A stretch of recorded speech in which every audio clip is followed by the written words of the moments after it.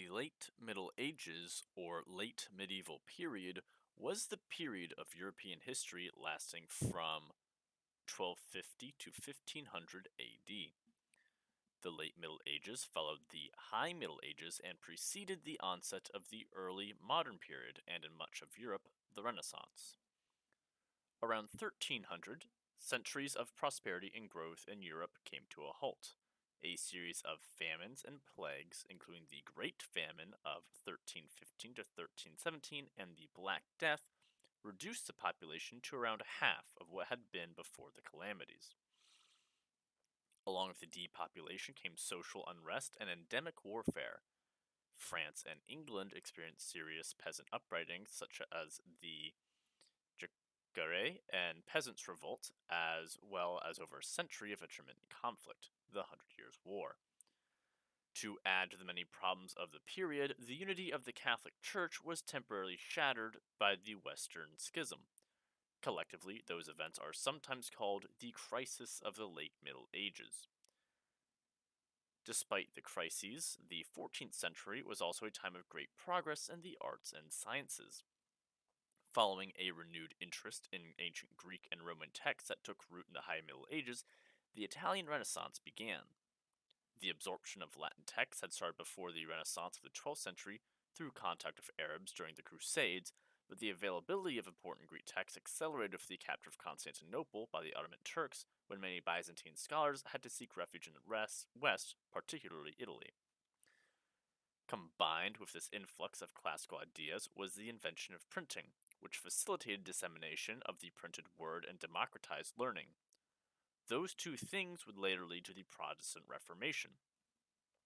Toward the end of the period, the Age of Discovery began. The expansion of the Ottoman Empire cut off trading possibilities with the East. Europeans were forced to seek new trading routes, leading to the Spanish expedition under Christopher Columbus to the Americas in 1492 and Vasco da Gama's voyage to Africa and India in 1498. Their discoveries strengthened the economy and power of European nations. The changes brought about by these developments have led many scholars to view this period as the end of the Middle Ages and the beginning of modern history and of early modern Europe. However, the division is somewhat artificial since ancient learning was never entirely absent from European society. As a result, there was developmental continuity between the ancient age via classical antiquity and the modern age. Some historians, particularly in Italy, prefer not to speak of the late Middle Ages at all, but rather see the high period of the Middle Ages transitioning to the Renaissance and the modern era. Taking a break to look at this map.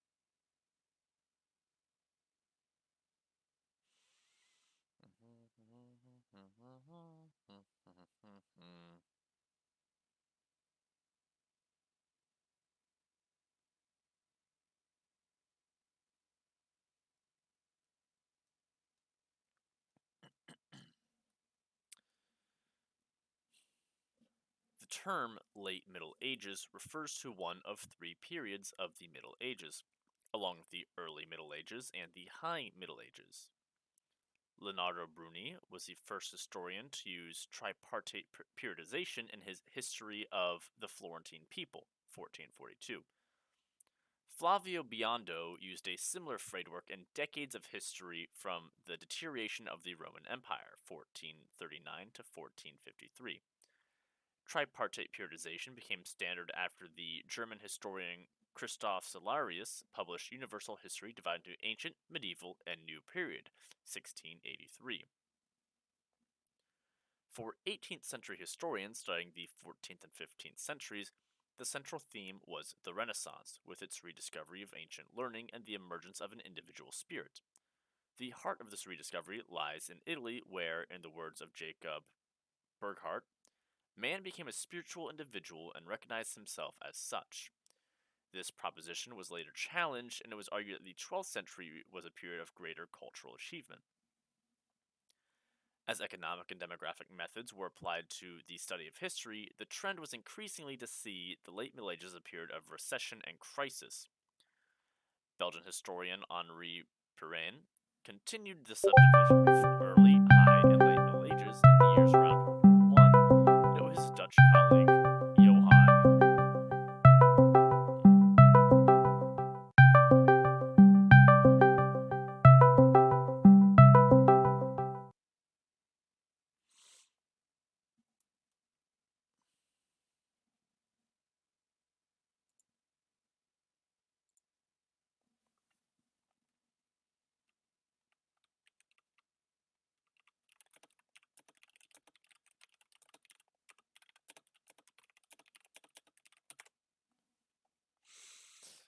Uh,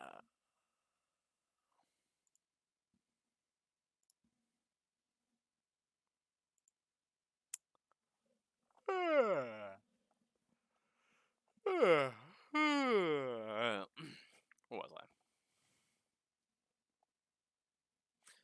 Johann. Yet it was his Dutch colleague, Johann Huizinga, who is primarily responsible for popularizing the pessimistic view of the late Middle Ages, with his book The Autumn of the Middle Ages, in 1919. To Huizinga, whose research focused on France and the Low Countries rather than Italy, despair and decline were the main themes, not rebirth. Modern historiography on the period has reached a consensus between the two extremes of innovation and crisis. It is now generally acknowledged that conditions were vastly different north and south of the Alps, and the term late Middle Ages is often avoided entirely within Italian historiography.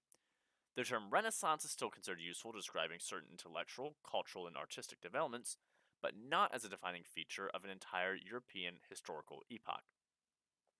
The period from the early 14th century up until and sometimes including the 16th century is rather seen as characterized by other trends: demographic and economic decline, followed by recovery, the end of Western religious unity, and the subsequent emergence of the nation state, and the extension and the expansion of European influence into the rest of the world.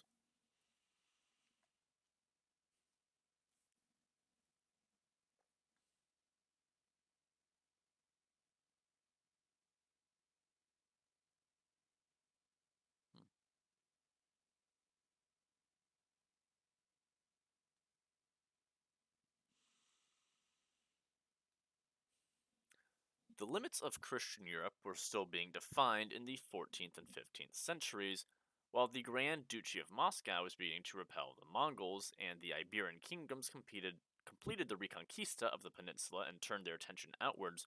The Balkans fell under the dominance of the Ottoman Empire. Meanwhile, the remaining nations of the continent were locked in almost constant international or internal conflict. This situation gradually led to the consolidation of central authority and the emergence of the nation state. The financial demands of war necessitated higher levels of taxation, resulting in the emergence of representative bodies, most notably the English Parliament. The growth of secular authority was further aided by the decline of the papacy with the Western Schism and the coming of the Protestant Reformation.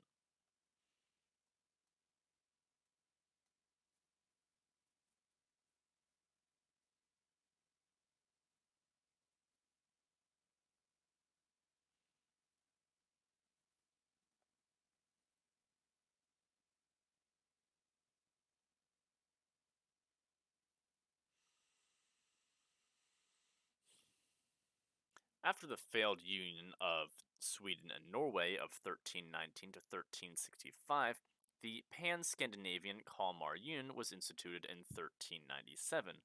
The Swedes were reluctant members of the Danish dominated Union from the start. In an attempt to subdue the Swedes, King Christian II of Denmark had large numbers of the Swedish aristocracy killed in the Stockholm bloodbath of 1520. Yet this measure only led to further hostilities, and Sweden broke away for good in 1523. Norway, on the other hand, became an inferior party of the Union and remained united with Denmark until 1814. Iceland benefited from its relative isolation and was the last Scandinavian country to be struck by the Black Death. Meanwhile, the Norse colony in Greenland died out, probably under extreme weather conditions in the 15th century. These conditions might have been the effect of the Little Ice Age. The death of Alexander III of Scotland in 1286 threw the country into a succession crisis, and the English king, Edward I, was brought in to arbitrate. Edward claimed overlordship over Scotland, leading to the Wars of Scottish Independence. The English were eventually defeated, and the Scots were unable to develop a stronger state under the Stuarts. From 1337, England's attention was largely directed towards France in the Hundred Years' War. Henry V's victory at the Battle of Agincourt in 1415 briefly paved the way for unification of the two kingdoms, but his son Henry VI soon squandered all previous gains. The loss of France led to discontent at home. Soon after the end of the war in 1453, the dynastic struggles of the War of the Roses, circa 1455 to 1485, began, involving the rival dynasties of the House of Lancaster and House of York. The war ended in the accession of Henry VIII of the House of Tudor, who continued the work started by the Yorkist kings of building a strong, centralized monarchy. While England's attention was thus directed elsewhere, the Hiberno-Norman lords in Ireland were becoming gradually more assimilated into Irish society, and the island was allowed to develop virtual independence under English overlordship. The French House of Valois, which followed the House of Capet in 1328, was at its outset marginalized in its own country, first by the English invading forces of the Hundred Years' War, and later by the powerful Duchy of Burgundy. The emergence of Joan of Arc as a military leader changed the course of the war in favor of the French, and the initiative was carried further by King Louis XI. Meanwhile, Charles the Bold, Duke of Burgundy, met resistance in his attempts to consolidate his possessions, particularly from the Swiss Confederation formed in 1291. When Charles was killed in the Burgundian Wars at the Battle of Nancy in 1477, the Duchy of Burgundy was reclaimed by France. At the same time, the County of Burgundy and the wealthy Burgundian Netherlands came into the Holy Roman Empire under Habsburg control, setting up conflict for centuries to come.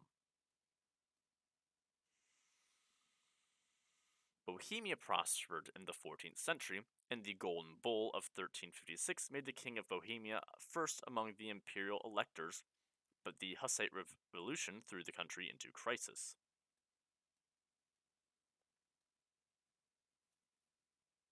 The Holy Roman Empire passed to the House of Habsburg in 1438, where it remained until its dissolution in 1806.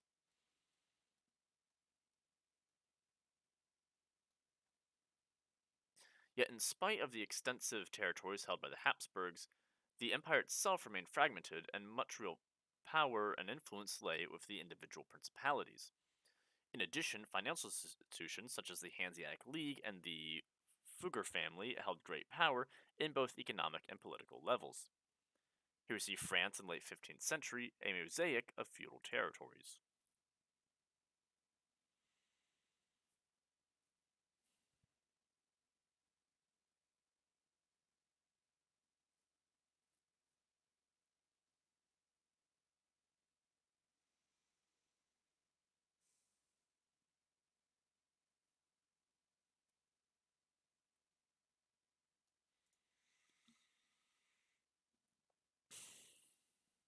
The Kingdom of Hungary experienced a golden age during the 14th century. In particular, the reigns of the Angevin kings Charles Robert, 1308 to 1342, and his son Louis the Great, 1342 to 1382, were marked by success. The country grew wealthy as the main European supplier of gold and silver. Louis the Great led successful campaigns from Lithuania to southern Italy and from Poland to northern Greece. He received silver mining processing in Kutna Ora, Bohemia, in the 15th century. He had the greatest military potential of the 14th century with his enormous armies, often over 100,000 men. Meanwhile, Poland's attention was turned eastwards as the Commonwealth of Lithuania created an enormous entity in the region. The union and the conversion of Lithuania also marked the end of paganism in Europe. Louis did not leave a son as heir after his death in 1382. Instead, he named as his heir the young prince Sigismund of Luxembourg. The Hungarian nobility did not accept his claim, and the result was an internal war. Sigismund eventually achieved total control of Hungary and established his court in Buda and Visegrad. Both palaces were rebuilt and improved, and were considered the richest of the time in Europe. Inheriting the throne of Bohemia and the Holy Roman Empire, Sigismund continued conducting his politics from Hungary, but he was kept busy fighting the Hussites and the Ottoman Empire, which was becoming a menace to Europe at the beginning of the 15th century. Here you see the ruins of Bekov Castle in Slovakia. King Matthias Corvinus of Hungary led the largest army of mercenaries at the time, the Black Army of Hungary, which he used to conquer Bohemia and Austria and to fight the Ottoman Empire. After Italy, Hungary was the first European country where the Renaissance appeared. However, the glory of the kingdom ended in the early 16th century when King Louis II of Hungary was killed in the Battle of Mohacs in 1526 against the Ottoman Empire. Hungary then fell into a serious crisis and was invaded and its significance in Central Europe during the medieval era. The state of Kievan Rus fell during the 13th century in the Mongol invasion. The Grand Duchy of Moscow rose in power thereafter, winning a great victory against the Golden Horde at the Battle of Kulikovo in 1380. The victory did not end Tatar rule in the region, however, and its immediate beneficiary was the Grand Duchy of Lithuania, which extended its influence eastwards. Under the reign of Ivan the Great, from 1462 to 1505, Moscow became a major regional power, and the annexation of the vast Republic of Novgorod in 1478 laid the foundations for a Russian national state. After the fall of Constantinople in 1453, the Russian princes started to see themselves as the heirs of the Byzantine Empire. They eventually took on the imperial title of Tsar, and Moscow was described as the Third Rome. The Byzantine Empire had for a long time dominated the eastern Mediterranean in politics and culture. By the 14th century, however, it had almost entirely collapsed into a tributary state of the Ottoman Empire, centered on the city of Constantinople and a few enclaves in Greece.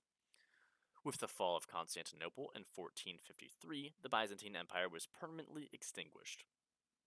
The Bulgarian Empire was in decline by the 14th century, and the ascendancy of Serbia was marked by the Serbian victory over the Bulgarians in the Battle of Vel- Vel- Velbazd in 1330. By 1346, the Serbian king, Stefan Dusan, had been proclaimed emperor.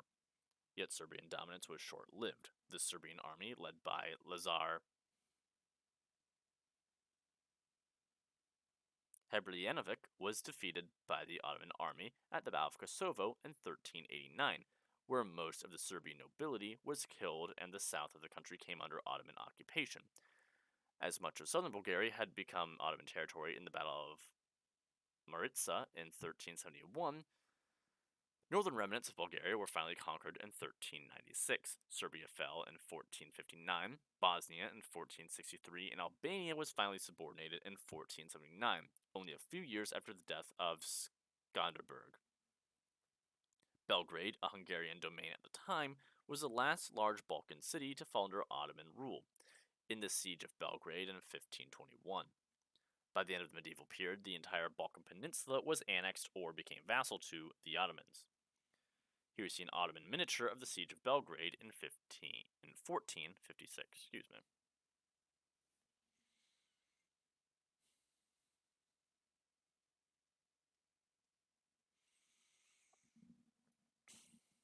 Avignon was the seat of the papacy from 1309 to 1376. With the return of the Pope to Rome in 1378, the papal state developed into a major secular power, culminating in the morally corrupt papacy of Alexander VI.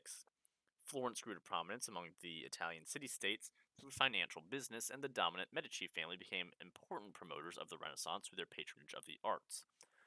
Other city-states in northern Italy also expanded their territories and consolidated their power, primarily Milan, Venice, and Genoa. The War of the Sicilian Vespers, held by the early 14th century, divided southern Italy into an Aragon kingdom of Sicily and an Anjou kingdom of Naples. In 1442, the two kingdoms were effectively united under Aragonese control. Here we see the Battle of Aljubarrota between Portugal and Castile, 1385. The 1469 marriage of Isabella I of Castile to Ferdinand II of Aragon and the 1479 death of John II of Aragon led to the creation of modern-day Spain.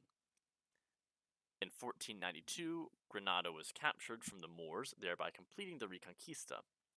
Portugal had, during the 15th century, particularly under Henry the Navigator, gradually explored the coast of Africa, and in 1498, Vasco da Gama found the sea route to India. The Spanish monarchs met the Portuguese challenge by financing the expedition of Christopher Columbus to find a western sea route to India, leading to the discovery of the Americas in 1492.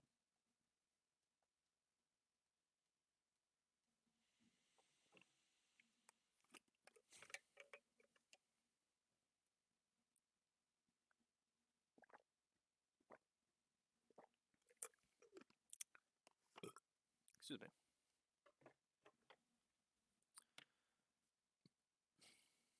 Okay.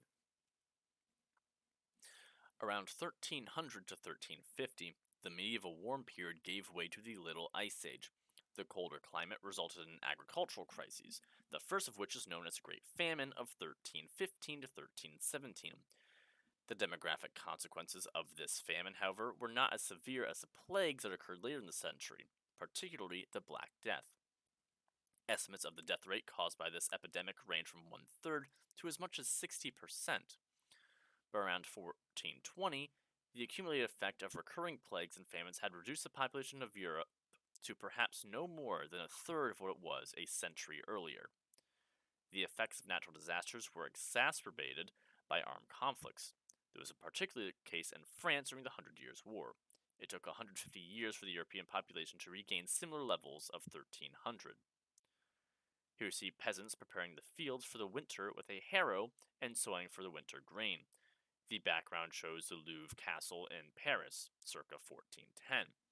October is depicted in the Tres Riches Years du Berry,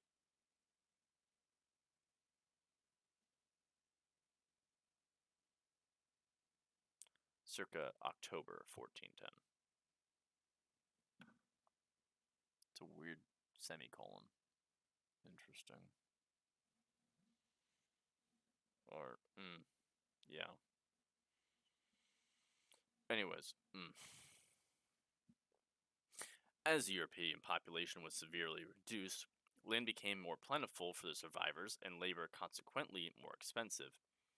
Attempts by landowners to forcibly reduce wages, such as the English 1351 Statute of Labourers, were doomed to fail. These efforts resulted in nothing more than fostering resentment among the peasantry, leading to rebellions such as the French Jacquerie in 1358 and the English Peasants' Revolt in 1381. The long-term effect was a virtual end of serfdom in Western Europe. In Eastern Europe, on the other hand, landowners were able to exploit this situation to force the peasantry into even more repressive bondage. The upheavals caused by the Black Death left certain minority groups particularly vulnerable, especially the Jews, who were often blamed for the calamities. Anti-Jewish pogroms were carried out all over Europe. In February 1349, 2,000 Jews were murdered in Strasbourg. States were also guilty of discrimination against the Jews. Monarchs gave in to the demands of the people, and the Jews were expelled from England in 1290, from France in 1306, from Spain in 1492, and from Portugal in 1497. While the Jews were suffering persecution, one group that probably experienced increased empowerment in the late Middle Ages was women. The great social change of the period opened up new possibilities for women in the fields of commerce, learning, and religion. Yet at the same time, women were also vulnerable to incrimination and persecution as belief in witchcraft increased. Up until the mid-14th century, Europe had experienced steadily increasing urbanization.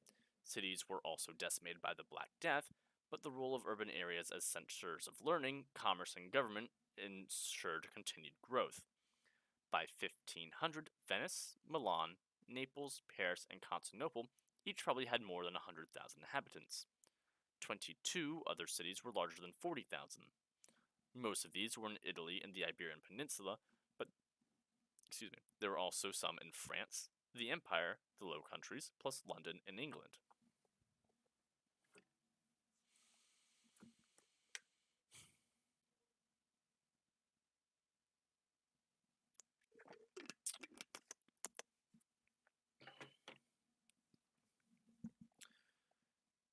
Through battles such as Courtrai in 1302, Bannockburn in 1314, Morgarten in 1315, it became clear to the great territorial princes of Europe that the military advantage of the feudal cavalry was lost, and that a well-equipped infantry was preferable. Through the Welsh Wars, the English became acquainted with and adopted the highly efficient longbow. Once properly managed, this weapon gave them a great advantage over the French in the Hundred Years' War. The introduction of gunpowder affected the conduct of war significantly. Though employed by the English as early as the Battle of Crecy in 1346, firearms initially had little effect in the field of battle. It was through the use of cannons as siege weapons that major change was brought about. The new methods would eventually change the architectural structure of fortifications. Changes also took place within the recruitment and composition of armies. The use of the national or feudal levy was gradually replaced by paid troops of domestic retinues or foreign mercenaries. The practice was associated with Edward III of England and the condottieri of the Italian city-states. All over Europe, Swiss soldiers were in particularly high demand. At the same time, the period also saw the emergence of the first permanent armies. It was in Valois, France, under the heavy demands of the Hundred Years' War, the armed forces gradually assumed a permanent nature.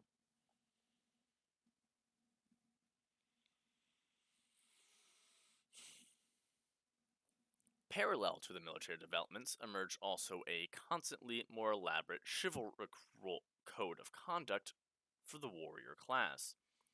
The newfound ethos can be seen as a response to the diminishing military role of the aristocracy, and gradually became almost entirely detached from its military origin. The spirit of chivalry was given expression through the new, secular type of chivalric orders. The first of these was the Order of St. George, founded by Charles I of Hungary in 1325, while the best known was probably the English Order of the Garter, founded by Edward III in 1348.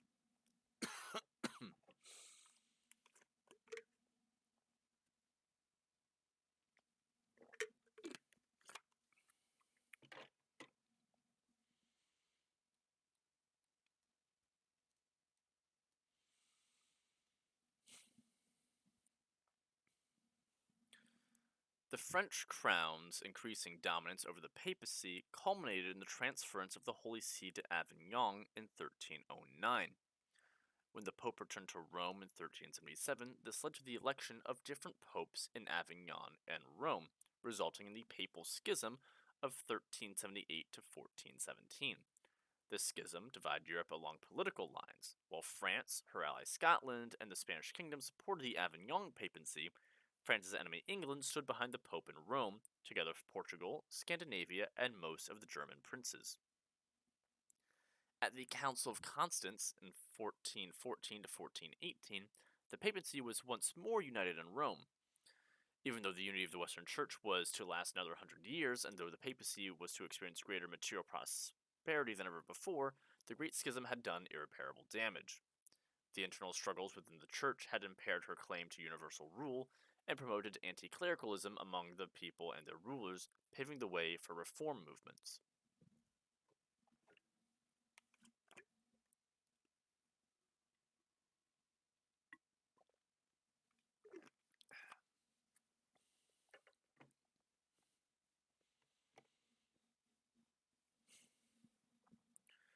Though many of the events were outside the traditional time period of the Middle Ages, the end of the unity of the Western Church, the Protestant Reformation, was one of the distinguishing characteristics of the medieval period. The Catholic Church had long fought against heretic movements, but during the late Middle Ages, it started to experience demands for reform from within. The first of these came from Oxford professor John Wycliffe in England. Wycliffe held that the Bible should be the only authority in religious questions, and he spoke out against transubstantiation, celibacy, and indulgences. In spite of influential supporters among the English aristocracy, such as John of Gaunt, the movement was not allowed to survive. Though Wycliffe himself was left unmolested, his supporters, the Lollards, were eventually suppressed in England. Here we see Jan Hus burnt at the stake. The marriage of Richard II of England to Anne of Bohemia established contact between two nations and brought Lollard ideas to her homeland. The teachings of a Czech priest, Jan Hus, were based on those of John Wycliffe, yet his followers, the Hussites, were to have a much greater political impact than the Lollards. Huss gained a great following in Bohemia, and in 1414 he was requested to appear at the Council of Constance to defend his cause. When he was burned as a heretic in 1415, it caused a popular uprising in Czech lands. The subsequent Hussite wars fell apart due to internal quarrels and did not result in religious or national independence for the Czechs, but both the Catholic Church and the German element within the country were weakened. Martin Luther, a German monk, started the German Reformation by posting 95 theses on the castle church of Wittenberg on October 31st, 1517. The immediate provocation spurring this act was Pope Leo X's renewal of the indulgence for the building of the new St. Peter's Basilica in 1514. Luther was challenged to recant his heresy at the Diet of Worms in 1521. When he refused, he was placed under the ban of the empire by Charles V. Receiving the protection of Frederick the Wise, he was then able to translate the Bible into German. To many secular rulers, the Protestant Reformation was a welcome opportunity to expand their wealth and influence. The Catholic Church met the challenges of the reform movements with what has been called the Catholic Reformation or Counter-Reformation. Europe became split into northern Protestant and southern Catholic parts, resulting in the religious wars of the 16th and 17th centuries.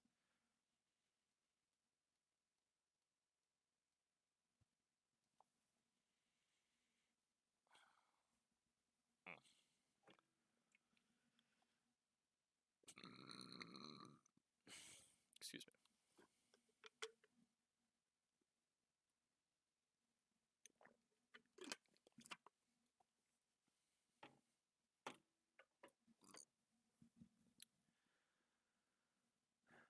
The increasingly dominant position of the Ottoman Empire in the eastern Mediterranean presented an impediment to trade for the Christian nations of the West, who in turn started looking for alternatives.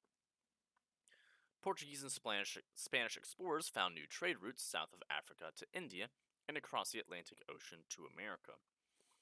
As Genoese and Venetian merchants opened up direct sea routes with Flanders, the Champagne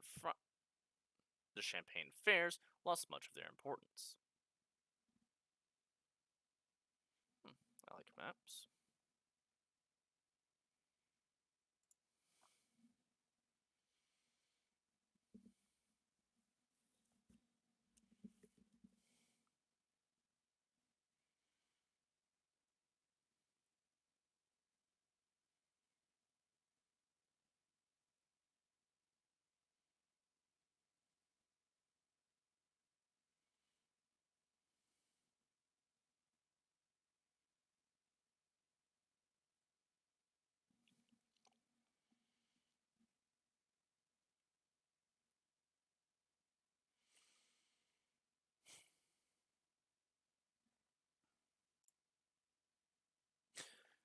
At the same time, English wool export shifted from raw wool to processed cloth, resulting in losses for the cloth manufacturers of the Low Countries. In the Baltic and North Sea, the Hanseatic League reached the peak of their power in the 14th century, but started going to decline in the 15th. In the late 13th and early 14th centuries, a process took place, primarily in Italy but partly also in the Empire, that historians have termed the Commercial Revolution. Among the innovations of the period were new forms of partnership and the issuing of insurance, both of which contributed to reducing the risk of commercial ventures. The Bill of Exchange and other forms of credit that circumvented the canonical laws for Gentiles against usury were eliminated.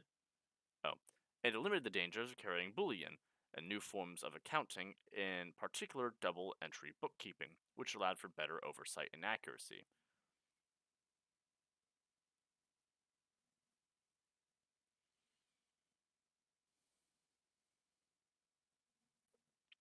With the financial expansion, trading rights became more jealously guarded by the commercial elite. Towns saw the growing power of guilds, while on a national level, special companies would be granted monopolies on particular trades, like the English wool staple. The beneficiaries of these developments would accumulate immense wealth. Families like the Fugers in Germany, the Medicis in Italy, and de la Poles in England, and individuals like Jacques Coeur in France would help finance the wars of kings and achieve great political influence in the process. There is no doubt the demographic crisis of the 14th century caused a dramatic fall in production and commerce in absolute terms. There has been a vigorous historical debate over whether the decline was greater than the fall in population. While the older orthodoxy held that the artistic output of the Renaissance was a result of a greater opulence, more recent studies have suggested that there might have been a so called depression of the Renaissance. In spite of convincing arguments for the case, the statistical evidence is simply too incomplete for definite conclusion to be made.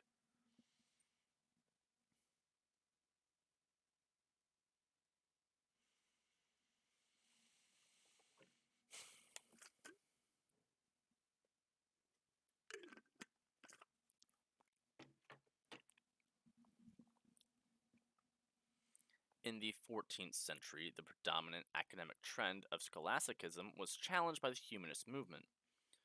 Though primarily an attempt to revitalize the classical languages, the movement also led to innovations within the fields of science, art, and literature, helped on by impulses from Byzantine scholars who had to seek refuge in the West after the fall of Constantinople in 1453.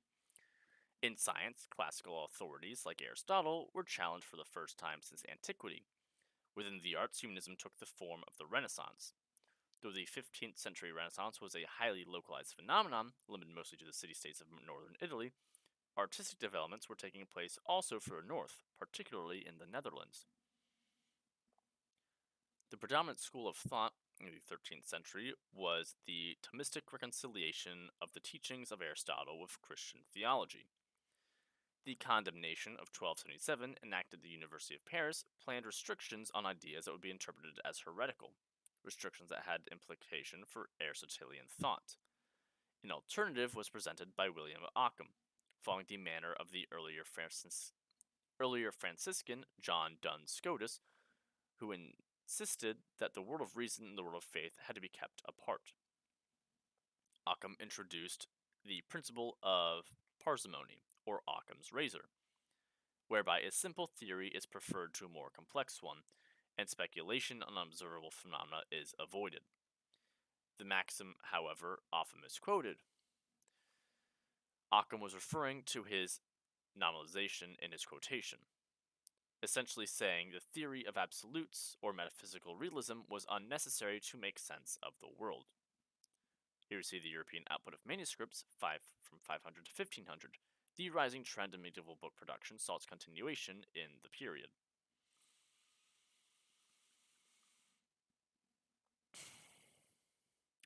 The new approach liberated scientific speculation from the dogmatic restraints of Aristotelian science and paved the way for new approaches. Particularly within the field of theories of motion, great advances were made. When such scholars such as Jean Buridan, Nicole Orsme, and the Oxford calculators challenged the works of Aristotle. Buridan developed the theory of impetus and the cause of the motion of projectiles, which was an important step towards the modern concept of inertia. The works of these scholars anticipated the heliocentric worldview of Nicholas Copernicus. Certain technological interventions of the period, whether of Arab or Chinese origin or unique European innovations, would have great influence on political and social developments, in particular gunpowder, the printing press, and the compass. The introduction of gunpowder to the field of battle affected not only military organization, but helped advance the nation state. Gutenberg's movable type printing press made possible not only the Reformation, but also dissemination of knowledge that would lead to a gradually more egalitarian society. The compass, along with other innovations such as the cross staff, the mare's astrolabe, and advances in shipbuilding, enabled the navigation of the world oceans and the early phases of colonialism. Other inventions had a greater impact on everyday life, such as eyeglasses and the weight driven clock.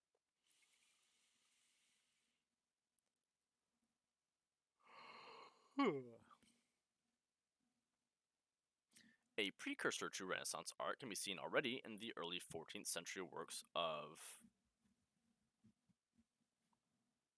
Giotto. Giotto was the first painter since antiquity to attempt the representation of a three-dimensional reality and to endow his characters with true human emotions. The most important developments, however, came in 15th century Florence. The affluence of the merchant class allowed extensive patronage of the arts, and foremost among the patrons were the Medici. The period saw several important technical innovations, like the principle of linear perspective found in the work of Masaccio and later described by Brunelleschi. Greater realism was also achieved through the scientific study of anatomy, championed by artists like Donatello. This can be seen particularly well in his sculptures, inspired by the study of classical models. As the center of the movement shifted to Rome, the period culminated in the High Renaissance, masters Da Vinci, Michelangelo, and Raphael. The ideas of the Italian Renaissance were slowed across the Alps into northern Europe, but important artistic innovations were made also into the Low Countries. Though not, as previously believed, the inventor of oil painting, Jan van Eyck was a champion of the new medium and used it to create works of great realism and minute detail. The two cultures influenced each other and learned from each other, but painting in the Netherlands remained the focus, more focused on textures and surfaces than the idealized compositions of Italy. In northern European countries, Gothic architecture remained the norm, and the Gothic cathedral was further elaborated. In Italy, on the other hand, architecture took a different direction, also here inspired by classical ideals. The crowning work of the period was the Santa Maria del Fiore in Florence, with Giotto's clock tower, Ghiberti's baptistry gates, and Brunelleschi's cathedral dome of unprecedented proportions.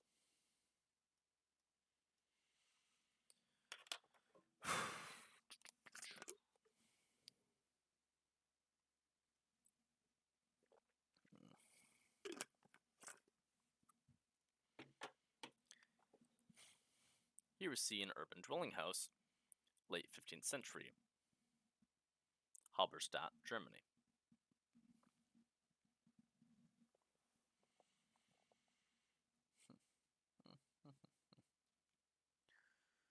The most important development of the late medieval literature was the ascendancy of the vernacular languages.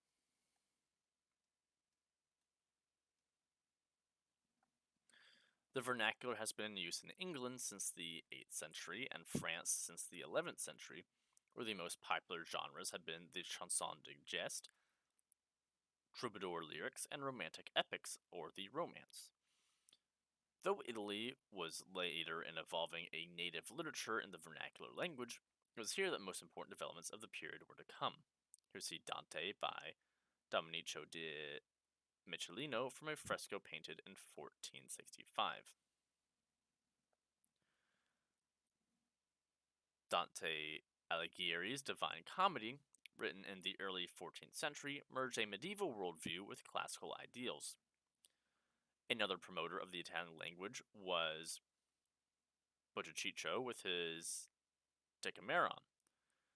The application of the vernacular did not entail a rejection of Latin, and both Dante and Boccaccio wrote prolifically in Latin as well as Italian, as would Petrarch later, whose Canzoniere also promoted the vernacular and whose contents are considered as the first modern lyric poems. Together, the three poets established the Tuscan dialect as the norm for the modern Italian language. The new literary style spread rapidly, and in France influenced such writers as Eustache Deschamps and Guillaume de Machaut. In England, Geoffrey Chaucer helped establish Middle English as a literary language with his Canterbury Tales, which contained a wide variety of narrators and stories, including some translated from Boccaccio. The spread of vernacular literature eventually reached as far as Bohemia and the Baltic, Slavic, and Byzantine worlds. Music was an important part of both secular and spiritual culture, and in the universities, it made up part of the quadrivium of the liberal arts. From the early 13th century, the dominant sacred musical form had been the motet, a composition with text and several parts. From the 1330s and onwards emerged the polyphonic style, which was a more complex fusion of independent voices. Polyphony had been common in the secular music of the Provençal troubadours. Many of these had fallen victim to the 13th century Albigensian crusade, but their influence reached the papal court at Avignon. The main representatives of the new style, often referred to as ars nova as opposed to the ars antiqua, were the composers Philippe de Vitry and Guillaume de Machaut. In Italy, where the Provençal troubadours had found refuge, the corresponding period goes under the name Trecento, and the composers were Giovanni da Casica, Jacopo da Bologna, and Francesco Landini. Prominent reformer of Orthodox church music from the first half of the 14th century was John Cucuzelis. He also introduced a system of notion widely used in the Balkans in the following centuries. You see a musician plays the viol in 14th century medieval manuscript.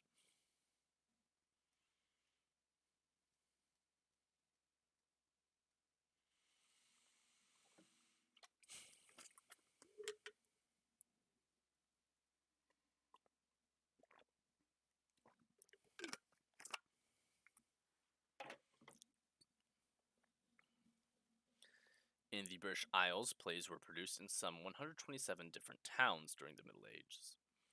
These vernacular mystery plays were written in cycles of a large number of plays. York had 48 plays, Chester 24, Wakefield 32, and 42 were unknown. A larger number of plays survived from France and Germany in this period, and some type of religious dramas were performed in nearly every Europe country in the late Middle Ages. Many of these plays contained comedy, devils, villains, and clowns. Morality plays emerged as a distinct dramatic form around 1400 and flourished until 1550. An example being the Castle of Perseverance, which depicts mankind's progress from birth to death. Another famous morality play is Everyman. Everyman receives death's summons, struggles to escape, and finally resigns himself to necessity. Along the way, he is deserted by kindred, goods, and fellowship. Only good deeds goes with him to the grave. At the end of the late Middle Ages, professional actors began to appear in England and Europe. Richard III and Henry VII both maintained small companies of professional actors. Their plays were performed in the great hall of a nobleman's residence, often with a raised platform at one end for the audience and a screen at the other for the actors. Also important were mummers' plays, performed during the Christmas season, and court masques. These masks were especially popular during the reign of Henry VIII, who had a house of revels built and an office of revels established in 1545. The end of medieval drama came about due to a number of factors, including the weakening power of the Catholic Church, the Protestant Reformation, and the banning of religious plays in many countries. Elizabeth I forbid all religious plays in 1558, and the Great Cycle plays had been silenced by the 1580s. Similarly, religious plays were banned in the Netherlands in 1539, the Papal States in 1547, and in Paris in 1548. The abandonment of these plays destroyed the international theater that had thereto existed and forced each country to develop its own form of drama. It also allowed dramatists to turn to secular subjects, and the reviving interest in Greek and Roman theater provided them with the perfect opportunity. After the end of the late Middle Ages period, the Renaissance spread unevenly over continental Europe from the southern European region. The intellectual transformation of the Renaissance is viewed as a bridge between the Middle Ages and the modern era. Europeans would later begin an era of world discovery. Combined with the influx of classical ideas was the invention of printing, which facilitated dissemination of the printed word and democratized learning. These two things would lead to the Protestant Reformation. Europeans also discovered new trading routes, as was the case with Columbus' travel to the Americas in 1492 and Vasco da Gama's circumnavigation of Africa and India in 1498. Their discoveries strengthened the economy and power of European nations.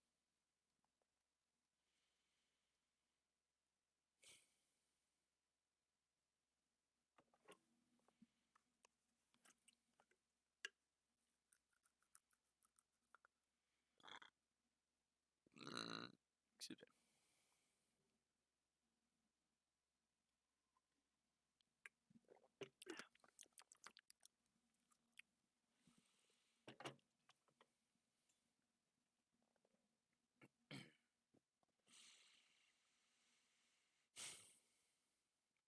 By the end of the 15th century, the Ottoman Empire had advanced all over southeastern Europe, eventually conquering the Byzantine Empire and extending control over the Balkan states. Hungary was the last bastion of the Latin Church world in the east and fought to keep its rule over a period of 2 centuries. After the death of the young king Vladislaus I of Hungary during the Battle of Varna in 1444 against the Ottomans, the kingdom was placed in the hands of Count John Hunyadi, who became Hungary's regent governor in 1446 to 1443. Hunyadi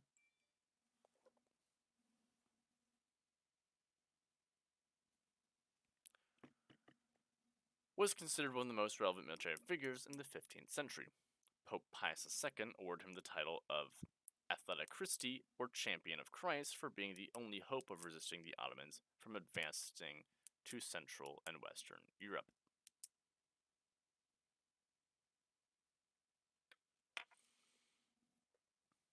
Hunyadi succeeded during the Siege of Belgrade in 1456 against the Ottomans, the biggest victory against the empire in decades.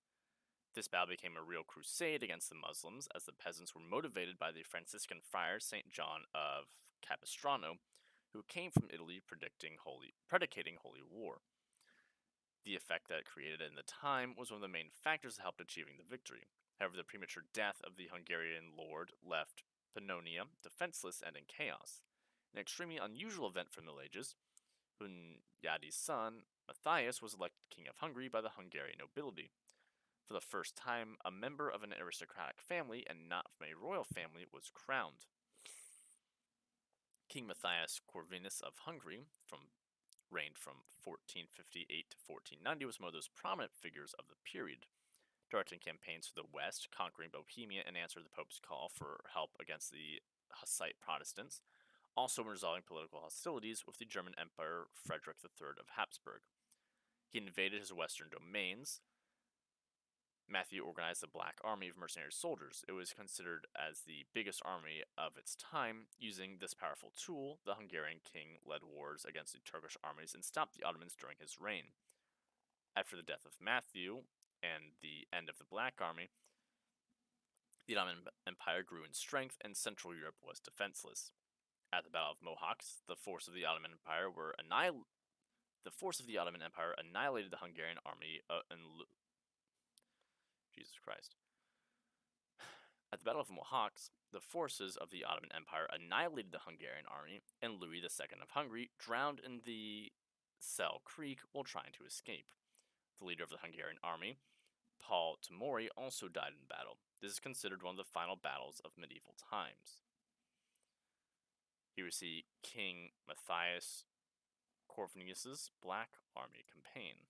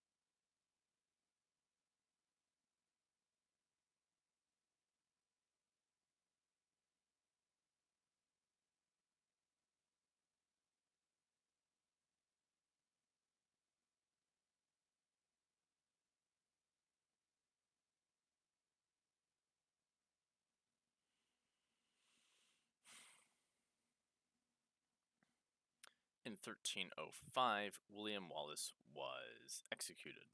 1307, the Knights Templar were destroyed. 1309, the beginning of the Avignon Papacy. 1310, Dante began Divine Comedy. 1314, the Battle of Bannockburn. 1315 to 1317, the Great Famine. 1321 to 1328, the Byzantine Civil War. 1328, the First Scottish War of Independence ends. 1337, the Hundred Years' War begins. 1346, Stefan Dusan established a short-lived Serbian empire. 1347, the Black Death begins. 1347, University of Prague was founded. 1348, Giovanni Villani finishes work on Nuova Chronica. 1348 to 1349, the Byzantine-Genoese War. 1364, Jagiellonian University was founded. 1371, the Battle of Maritsa, the first substantial Ottoman victory in Europe, the partition of Bulgaria. In 1376, the Avignon Papacy ended. In 1380 was the Battle of Kulikovo. In 1380, the Canterbury Tales were written. 1381 saw the Peasants' Revolt in England. 1381, John Wycliffe translated the Bible. In 1385, the Union of Krakow, the initiation of the Polish-Lithuanian Union. Also in 1385, the Battle of Aljubarrota. 1386, University of Heidelberg was founded. 1389, the Battle of Kosovo, Serbian and Bosnian forces defeated by the Ottomans. 1342 to 1392, partitioning of the Kingdom of Rus, Galicia between Poland and Lithuania, the Galicia-Volhynia Wars. In 1396, the Battle of Nicopolis, and the first Ottoman conquest in Europe. In 1397, the Kalmar Union was founded.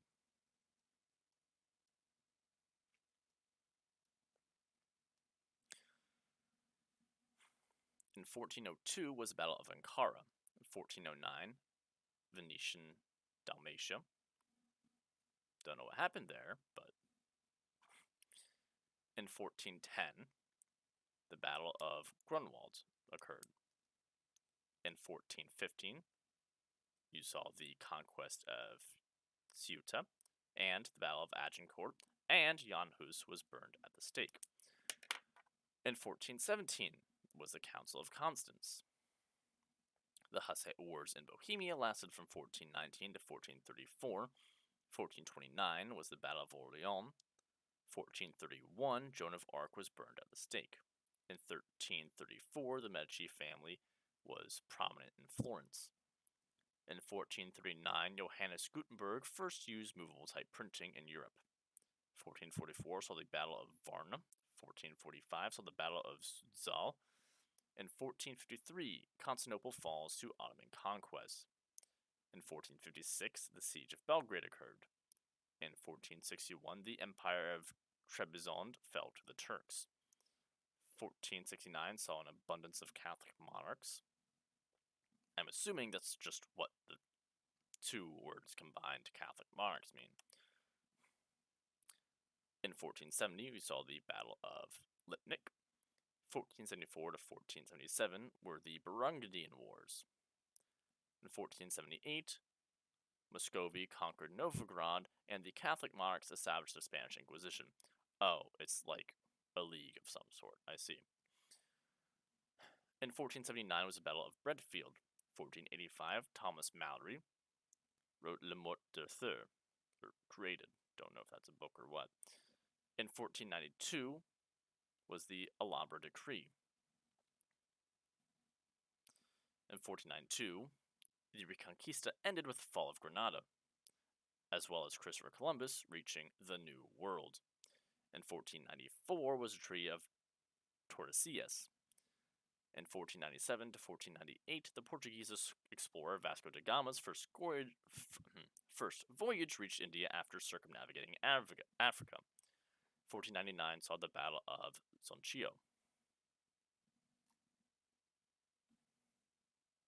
And